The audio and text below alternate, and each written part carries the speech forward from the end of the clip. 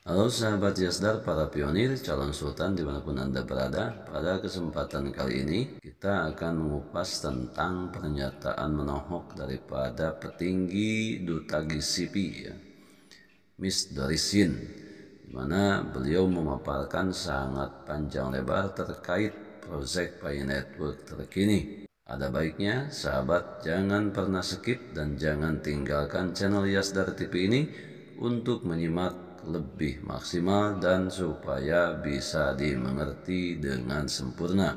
Seperti biasa, jangan lupa like, komen, subscribe, dan share tayangan ini jika dirasa ada manfaatnya. Dan bagi sahabat yang baru bergabung, jangan lupa bunyikan loncengnya untuk mendapatkan notifikasi info terbaru terkait perkembangan proyek Pi Network menuju peluncuran Open Network 2024.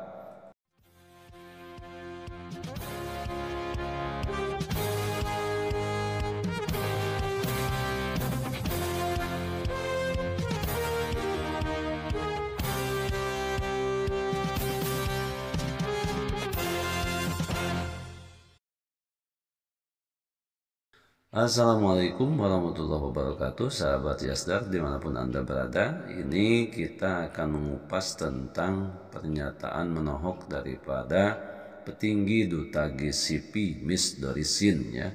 Melalui bahasan ini barangkali bisa dipahami oleh para sahabat semua, walaupun Miss Dorisin itu bukan bagian daripada core team, tetapi beliau merupakan salah satu pelopor yang senantiasa memberikan informasi-informasi terkait perkembangan proyek Pi Network, dan beliau pun yang memimpin konferensi Duta GCP Internasional. Baik, kita terjemahkan ke dalam bahasa Indonesia ya, supaya mudah dipahami oleh semua orang. Dan nanti di penghujung pembahasan ini admin akan tayangkan pernyataan lengkap Miss Dorisin yang telah admin terjemahkan ke dalam bahasa Indonesia. Para pelopor global yang terhormat, saya baru saja merekam video berikut untuk para pelopor guna menjelaskan mengapa penting untuk fokus pada keberhasilan Pi Network daripada dengan cemas memeriksa KYC, karena belum terbuka untuk semua orang. Nah, ini pernyataan Miss Dorisin ini lumayan perlu untuk kita cermati, bahwa hari ini lebih banyak para pionir mencemaskan tentang status KYC mereka. Kenapa demikian? Karena undangan KYC masih relatif terbatas, khususnya bagi para pionir yang ada di negara Indonesia ini. Bahkan ada beberapa yang memberikan komentar di channel Yasdar TV, ada di antaranya yang sudah hampir 4 tahun belum mendapat undangan KYC. Termasuk saat ini ada beberapa tim rujukan admin yang sudah menyelesaikan KYC tetapi berubah statusnya menjadi tentatif, dan sampai hari ini pun belum mendapatkan pemberitahuan atau pop-up untuk melakukan verifikasi wajah. Nah, ini merupakan PR yang besar bagi V-Core Team untuk menyelesaikan proses KYC para pionir, apalagi dengan keterbatasan waktu yang diberikan deadline sampai 30 September untuk KYC dan 31 Desember untuk pionir migrasi.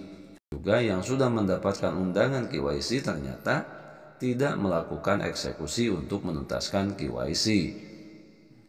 Di sini kita perlu untuk senantiasa menjaga keaktifan sebagai bukti support kita terhadap peluncuran Open Network. Kemudian untuk masalah harga Filecoin,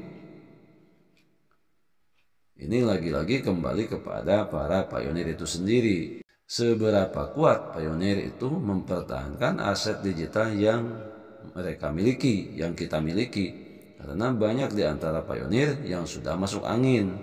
Artinya belum saja masuk ke peluncuran Open Network, sudah melakukan penjualan aset digital mereka dengan harga yang sebenarnya belum ada ketetapan daripada Pi-Core Team atau belum ditetapkan oleh Pi-Core Team.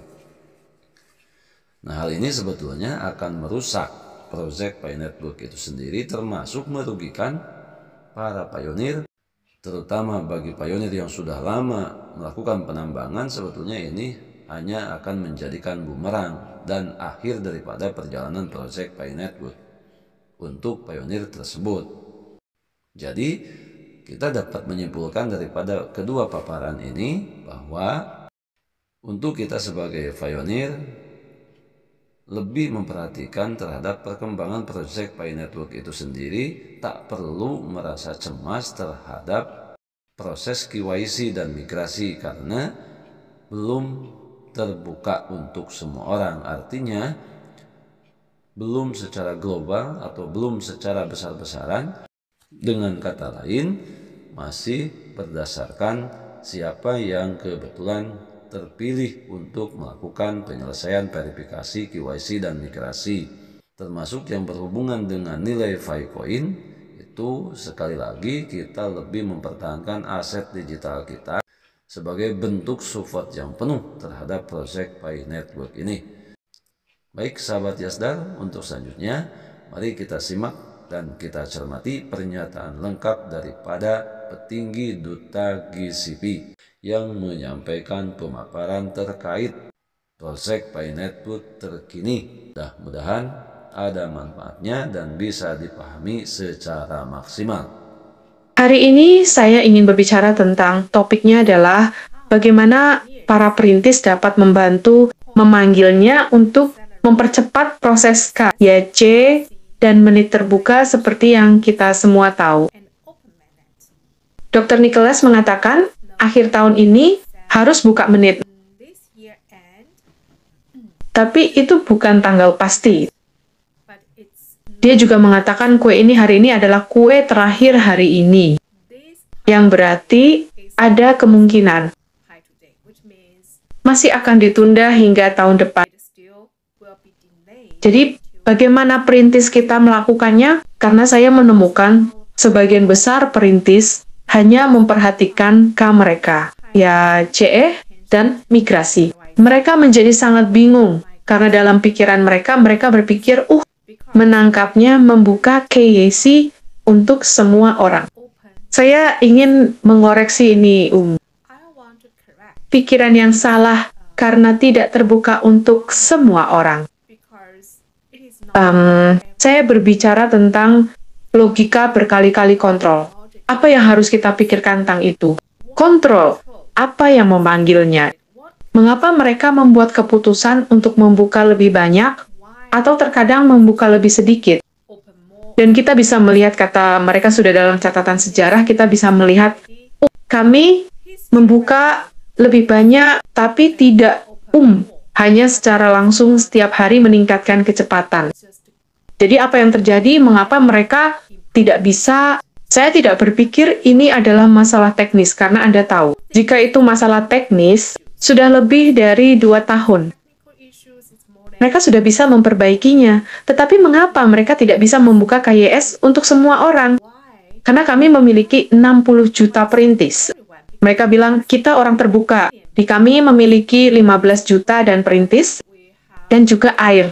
Kita hanya akan menjadi 10 juta. Jadi itu berarti 50 juta perintis. Mereka tidak memiliki kue mereka di dompet. Saya menemukan ini adalah hal paling membingungkan yang dihadapi para perintis. Sebenarnya, saya melakukan analisis berkali-kali. Saya memberi Anda sebuah contoh. Itu seperti Anda seorang pengemudi. Anda mengendarai mobil Anda untuk ke tujuan Anda, tetapi Anda harus memiliki bensin. Hal-hal di sini seperti ruang sidang, seperti supir, tapi mereka tidak punya gas, atau gas tidak cukup. Apa itu tebakan? Jadi kita harus berbicara tentang mengapa koran itu berkata, FIMO digunakan secara global. Banyak digunakan, muncul metode pembayaran. Berarti mereka harus memenuhi syarat sebagai mata uang. Jadi kita harus mengerti mata uang harus tersebar. Harus stabil, kita bisa mengatakan OMGC ke 531, 41, 59 harga sudah sangat sukses dan paling perintis. Telah menerima, kita masih bisa melihat harga rendah seperti $1 atau semacamnya. Tapi itu seperti minoritas. Jadi jika Anda membaca semua media sosial, Anda dapat mengatakan itu diterima secara luas, dengan harga konsensus global adalah 314.159. Dan juga pengadilan, dia telah mengumumkan kami berada di jalur yang diperbaiki. Apa artinya? Jalur yang diperbaiki berarti harga GCV harus sudah selaras dengan misi. Jadi mereka bisa mengakui bahwa mereka tidak mengumumkannya. Tetapi sebenarnya mengakui ini berada di jalur yang benar. Kalau tidak, mereka tidak akan memberitahu kami bahwa kue ini hari ini adalah yang terakhir. Jadi mengapa mereka tidak mengucapkan kata-kata seperti ini 2 tahun sebelumnya kan?